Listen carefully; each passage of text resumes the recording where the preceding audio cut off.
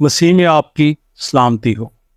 آج خدا کے زندہ پاک کلام میں سے پڑھیں گے زبور 16 اور اس کے بارے میں جانیں گے۔ آئے خداوند میری حفاظت کر، کیونکہ میں تجھ ہی میں پناہ لیتا ہوں۔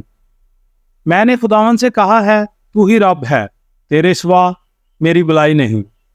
زمین کے مقدس لوگ وہ برگزیدہ ہیں جن میں میری پوری خوشنودی ہے۔ غیر معبودوں کے پیچھے دوڑنے والوں کا غم بڑھ جائے گا۔ میں ان کے سے خون والے تپاون نہیں تپاؤں گا۔ خداوند ہی میری میراث اور میرے پیالے کا حصہ ہے۔ تو میرے بکرے کا محافظ ہے۔ جریب میرے لیے دل پسند جگہوں میں پڑی، بلکہ میری میراث خوب ہے۔ میں خداوند کی حمد کروں گا جس میں مجھے نصیحت دی ہے، بلکہ میرا دل رات کو میری تربیت کرتا ہے۔ میں نے خداوند کو ہمیشہ اپنے سامنے رکھا ہے، چونکہ وہ میرے داہنے ہاتھ ہے، اس لیے مجھے جنبش نہ ہوگی۔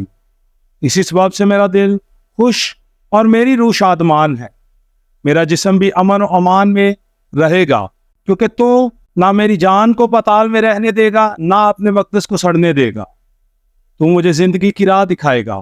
تیرے حضور میں کامل شادمانی ہے، تیرے داہنے ہاتھ میں دائمی خوشی ہے۔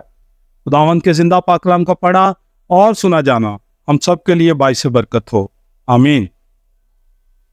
زبور 16 میں ہم دیکھتے ہیں کہ یہ اٹل ایمان اور خدا پر مکمل انحصار کا ایک خوبصورت اظہار ہے۔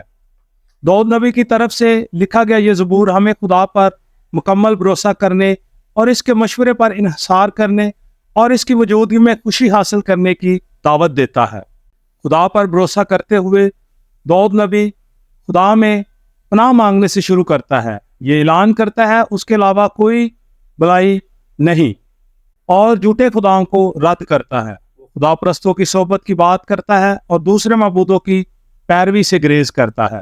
اسی طرح برکات اور سلامتی کے لیے داؤد نے خدا کو اپنا چنا ہوا حصہ تسلیم کیا، اور اس شخص کو جو اس کا حصہ محفوظ کرتا ہے اپنی وراثت سے قناعت کا اظہار کرتا ہے۔ اسی طرح وہ الہی مشورہ خدا سے مانگتا ہے، وہ خدا کی تعریف کرتا ہے کہ وہ اسے مشورہ دیتا ہے اور اسے ثابت قدم رکھتا ہے۔ اور اسی طرح خوشی اور امید میں داؤد خوشی اور اعتماد کا اظہار کرتا ہے، اس یقین کے ساتھ کہ خدا اسے پتال میں نہیں چھوڑے گا اور اسے زندگی کا راستہ دکھائے گا جہاں خوشی اور ابدی لذتیں ہیں۔ خداوند آپ کو، آپ کے گھرانے کو اور آپ کے کاروبار کو برکت دے، آمین۔